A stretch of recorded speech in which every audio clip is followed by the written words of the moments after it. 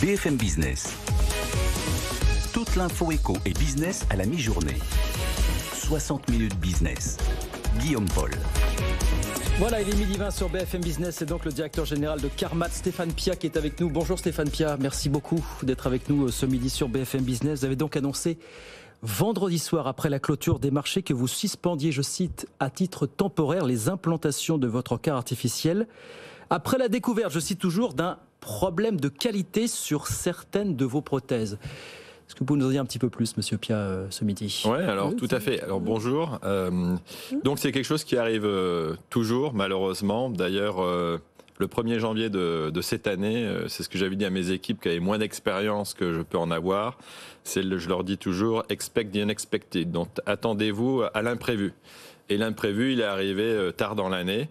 Donc, quand vous faites une montée en cadence en medtech, donc les bancs d'essai, c'est très bien, mais rien ne vaut l'expérience réelle et concrète de production. Et quand vous stressez la production, eh bien, vous stressez les outils et vous découvrez des problèmes de qualité. Ça arrive tout le temps. La même discussion et la même décision que j'ai prise jeudi, je l'ai prise en 2011 pour le Mitra Clip et je l'ai prise en 2004 pour le Cypher chez Johnson. Ça arrive à tout le monde.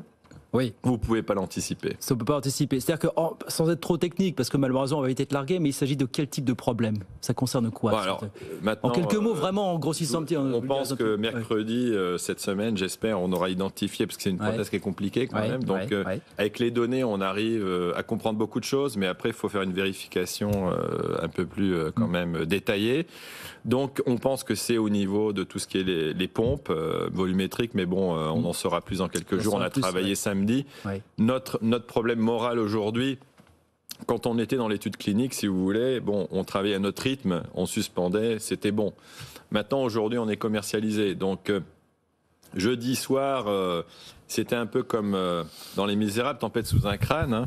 C'est que je me disais, qu'est-ce qu'on fait? C'est toujours un peu la discussion. Ça m'est arrivé 2 fois dans ma carrière. Vous avez plein de patients qui attendent et il n'y a pas vraiment d'alternative thérapeutique. Certains qui ont déjà été implantés aussi. Donc, là, de ce côté-là, on pense que c'est isolé, donc il n'y a pas de problème a priori, mais et c'est un nouveau sujet. Mais le problème, c'est qu'on a dû annuler. Moi, à 10h jeudi soir, je téléphonais au chirurgien à Naples pour lui dire demain matin, Chiro, t'implantes pas. Bon, c'est un patient stable. Il m'a rappelé hier pour me dire qu'est-ce que je dis à la famille. Je lui dis laisse-nous quelques jours et on pourra te dire un peu mieux. Et on avait 3 patients cette semaine. Donc là, si vous voulez, on a commencé donc à promouvoir la thérapie. Il y a beaucoup de patients, comme on le dit depuis toujours. Et là, on commençait à partir. Donc c'est un peu le sujet qu'on a au niveau Carmat, c'est que on se doit d'aller très vite. On va toujours très vite, mais d'aller plus vite cette fois-ci, parce que là, on va avoir 4 patients à vendredi de cette semaine qui auraient dû être traités et qui ne sont pas traités et qui n'ont pas d'alternative thérapeutique. Donc, c'est beaucoup plus pesant de ce point de vue-là. Ce problème, vous l'avez détecté. Alors, au niveau de votre... C'est à Vélizy, en région parisienne, hein, que vous êtes présent, que vous produisez. C'est là que le problème a été alors, on détecté. produit à côté de Vélizy, on produit à Bois d'Arcy, mais bon, c'est à côté de Vélizy, hein, c'est une dizaine de kilomètres, c'est toujours dans les Yvelines. Le problème de production, vous dites, c'est aussi l'inconvénient quand on monte en charge, en puissance sur la production. Votre production, elle est montée à combien aujourd'hui, finalement? Alors, les objectifs, on sait, à raison de 2-3 ans. On avait changé beaucoup de composants, donc il y a les nouveaux composants, on a commencé vraiment en juin, c'est la raison pour laquelle on a commencé commercialement et aux US en juillet, et on avait déjà fait une 60aine de prothèses en 6 mois, et c'est quand vous stressez votre outil que vous voyez les problèmes justement de production. Et si je vous racontais tout ce qu'on a fait depuis janvier, ça a été vraiment des travaux incroyables, et je pense qu'on est quasiment arrivé à la fin du cycle. Donc ça, on le sait, on l'a dit, on l'a dit en janvier quand je faisais mes présentations aux investisseurs. Ça va être une année où on va vraiment stresser l'outil pour qu'on puisse justement, d'une manière linéaire, produire plus. Vous me dites, on en saura dans les jours qui viennent un peu plus sur la nature du dysfonctionnement. C'est-à-dire qu'à quelle échéance vous pensez pouvoir dire si oui ou non vous serez en mesure de reprendre normalement les implantations, comme c'était le cas jusqu'il y a encore quelques semaines. Alors, si je vous disais avec certitude vendredi, je vous mentirais parce que je ne mettrais pas ma main au feu, mais notre but, on en a discuté samedi avec les gens de la R&D, j'ai vu également les tests. Je pense que mercredi ou vendredi, on aura une plus grande idée. Puis après, c'est toujours un choix, vous savez. Peut-être que si on n'avait pas arrêté, le futur m'aurait montré que j'avais tort. Mais bon, mon expérience, ayant travaillé en cardiologie pendant 30 ans sur des thérapies disruptives, c'est toujours mieux au début, quand on a un doute, de faire une pause, c'est reculer pour mieux sauter. Mais en fonction de la nature de ce dysfonctionnement, ça peut vous amener à revoir totalement, enfin tout ou partie, je ne sais pas, les process de production. Non, voilà. Qu'on s'entende bien. Oui. On a bien caractérisé, c'est un problème de qualité, c'est pas un problème de design. D'accord, ok. Quand un patient est explanté ou a des problèmes, de toute façon, on reprend toujours la prothèse pour l'instant. Et on les analyse toujours. Et les problèmes du passé, en 2014, avant que j'arrive, on avait des problèmes de fuite au niveau de la membrane. Ça ne s'est jamais plus vu sur 70 implants, je crois, comme ça, entre tests et tout ça. Après, on a eu des problèmes sur la carte électronique qui a été changée, renforcée, isolée, avec élimination de pollution. On n'a jamais eu plus de problème. On recheck à chaque fois qu'on peut explanter et avoir accès à une prothèse. Donc ça, tout ce qui est design, c'est figé. Heureusement, d'ailleurs, on a le marquage chez eux. Ce serait inquiétant qu'on retrouve des problèmes liés au design.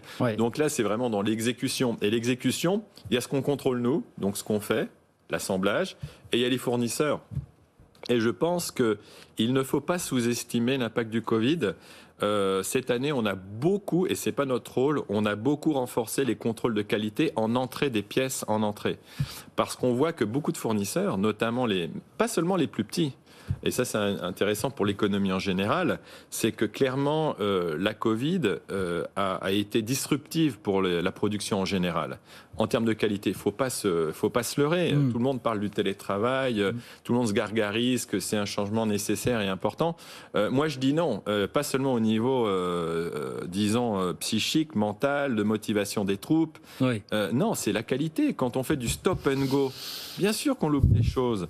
Bien sûr que quand on est en production... Même sur des petites séries comme votre cœur artificiel... Mais c'est même pire. Parce que les petites séries, c'est comme un costume sur mesure. Il n'y en a pas un qui est égal à l'autre. Donc quelqu'un qui perd la main, c'est encore pire l'impact. Et vous pouvez avoir des tests énormes. Nous, ce qu'on a fait depuis le début de l'année, c'est qu'on renforce et on crée des tests en entrée. Je vais vous en donner un. On avait des problèmes sur... Alors, la membrane qu'on fait, elle est vraiment unique. Et on la mesure de A à Z en circonférence, tous les profils. On a beaucoup plus de machines. Et sur l'assemblage, maintenant, on envoie chaque prothèse en tomographie après, pour être sûr qu'à l'intérieur, entre le corps chapeau et la cavité, que ce soit bien mis. Avant, on ne regardait pas. Maintenant, on le fait pour pallier un problème potentiel du fournisseur. Parce qu'il est clair que la Covid, ça a impacté beaucoup de sociétés. Et le problème, c'est que ça n'impacte pas seulement les petits. Ça impacte également les gros fournisseurs. Parce que les gros fournisseurs, ils ont des problèmes de syndicats, de faire revenir les gens. Et donc, il y a un impact très fort. Donc, il nous reste 2 minutes, mais alors vous nous dites, on en saura un peu plus d'ici la fin de la semaine, a priori, sur la nature de ce dysfonctionnement. Financièrement, si vous ne pouviez pas reprendre avant, je ne sais pas, un certain temps, disons, les implantations, est-ce qu'en termes de calendrier, ça bousculerait vos échéances? Vous avez des discussions avec les autorités américaines, notamment de la santé, pour homologuer votre cœur artificiel sur le alors, déjà, comme je le dis depuis tout le temps, on a, depuis mon arrivée en tout cas, on a un calendrier qui est conservateur. Donc, j'ai jamais essayé de surpromettre et d'avoir des calendriers stretch. Donc, les États-Unis, comme je l'ai dit, ça sera fin 2024 ou début 2025. Donc là, on est loin d'impacter le calendrier US. En ce qui concerne le calendrier européen, s'il se traite de quelques semaines, ce que j'espère fortement et ce que je pense être le cas. Tout au plus.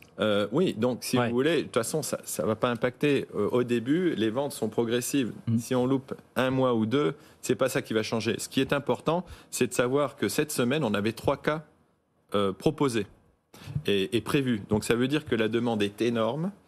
Il n'y a pas de concurrence. Notre technologie fonctionne extrêmement bien. Je pense qu'elle a un impact incroyable. Donc maintenant, on commence à créer vraiment la crédibilité et le besoin. Donc, ce n'est pas le début qui est important, mais ça va être vraiment de créer une dynamique. Et donc, c'est ça tout l'enjeu de Carmat. Et puis, honnêtement, on ne savait pas quand, mais un problème de ce genre, je l'avais prévu, je l'avais dit le 1er janvier à mes équipes, parce que c'est toujours moralement difficile. Mais nous, moi en tout cas Stéphane Pia, et je pense que c'est un peu le problème qu'on a, nous, les bons vieux français ou gaulois, comme dit Macron, c'est qu'on ne s'est pas rêvé. Donc on est tous extasiés devant Elon Musk et sa Tesla, mais on n'est pas capable d'en faire autant. Et c'est un peu mon message, il faut arrêter. Croyez en vos rêves. Et soyez résilients. Et pas, quand vous avez la première épreuve, tout le monde c'est oh my God, oh my God. C'est comme on dit. Dites ça pour les marchés financiers. Pour les marchés financiers aujourd'hui ou c'est oui, mais je pense que les gens, il faut qu'ils réalisent que on fait partie du vieux monde. j'ai ma start-up aux États-Unis. Mais c'est beaucoup plus difficile. Mais les gens, ils se retroussent les manches et les investisseurs n'ont pas peur. Si vous voulez faire quelque chose de grand, il faut voir en grand. Et notre problème, c'est qu'on ne voit pas en grand. Donc c'est mon message, il faut arrêter avec les détails. Ça fait partie du process. Ce n'est pas une surprise. Certes, elle n'est pas bonne, mais ce n'est pas une surprise. Ça fait partie du process. Bien. L'important, c'est qu'est-ce qu'on va faire dans 5 ans, qu'est-ce qu'on va faire dans 10 ans. Dans 5 ans, ça sera probablement le break-even. Et dans 10 ans, ça sera avoir un cœur implanté qui s'implantera dans des milliers de personnes. C'est ça que les gens doivent garder comme point de mire. On le souhaite. Pas le problème de qualité d'aujourd'hui. On le souhaite, on vous le souhaite et on attend les éclaircissements. Effectivement, vous dites d'ici à horizon de quelques heures, quelques jours. Merci beaucoup Stéphane Pia. Merci beaucoup. Merci beaucoup d'être venu réagir ce midi sur BFM Business. Stéphane Pia, le directeur général de Carmat avec nous dans 60 minutes business. Merci.